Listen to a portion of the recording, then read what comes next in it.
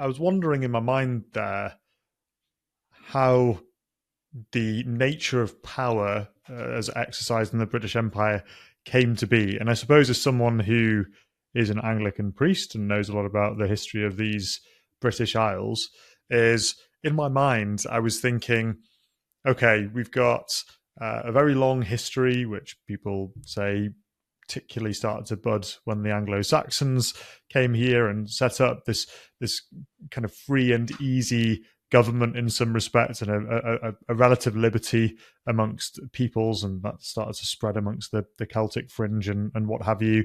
And then in my mind, I think, okay, well, the Bible itself as a tract, I know the Russians have Orthodox, but perhaps a different historical set of links going on there with their ties to the Mongols and various things. I think Peter Frankopan has said Russian development and the corruption there could well be because of interactions with the Mongols in the past, and that's how the oligarchy came around. But anyway, back to those that the British Empire sprouted.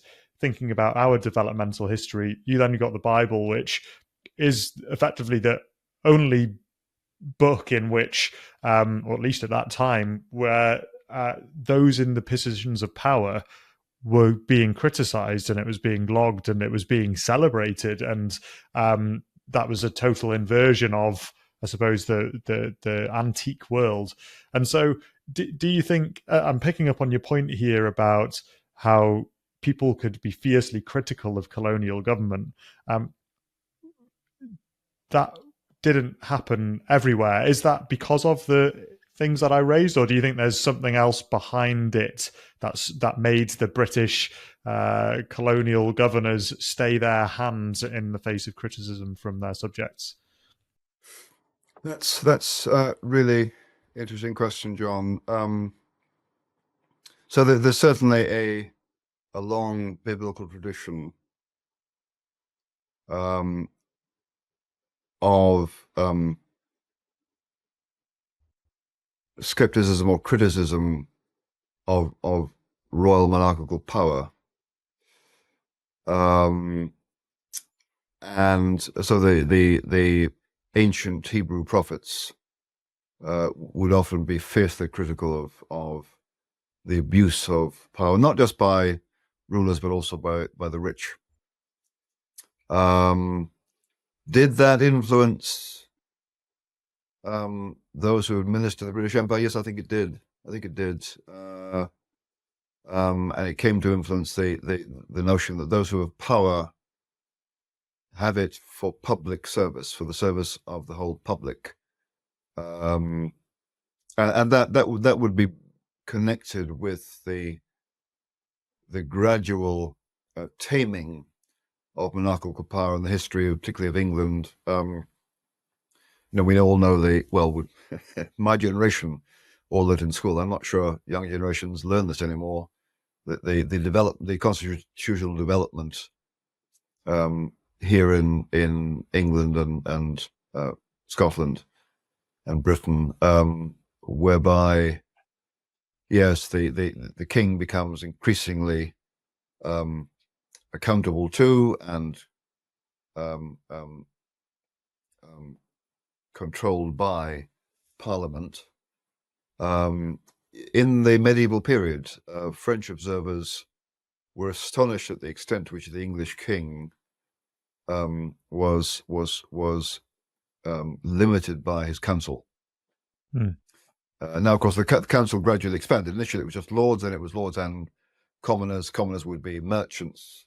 And then, as we know, in the 19th century, 20th century, the electorate expands.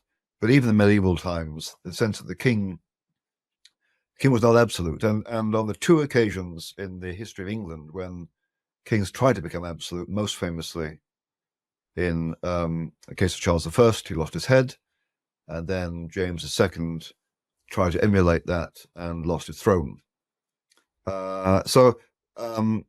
Yes, I think there is a connection between, as it were, the Judeo-Christian biblical tradition and the notion of accountable, limited government. I mean, it is complicated because there were also people in the 1600s appealing to the Bible in favor of absolute monarchy. So Bible is a rather it's a book with many opinions, because it's 60 different bits of literature created over about 1,000 years. So they don't also say the same thing.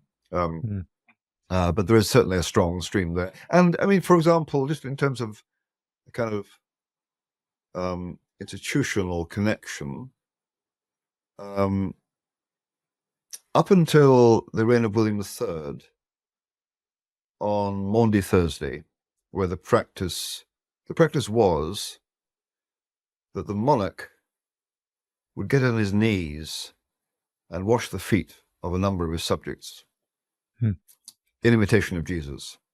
Now, unfortunately, apparently William III didn't like doing that, so now the monarch hands out alms or charity, which is not, in my view, nearly as symbolically powerful.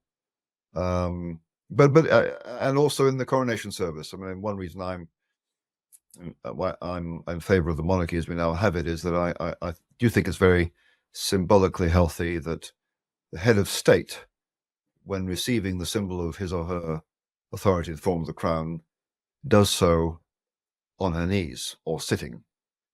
The crown is not seized like Napoleon. It's not put in his own head like Napoleon did. It is given from above.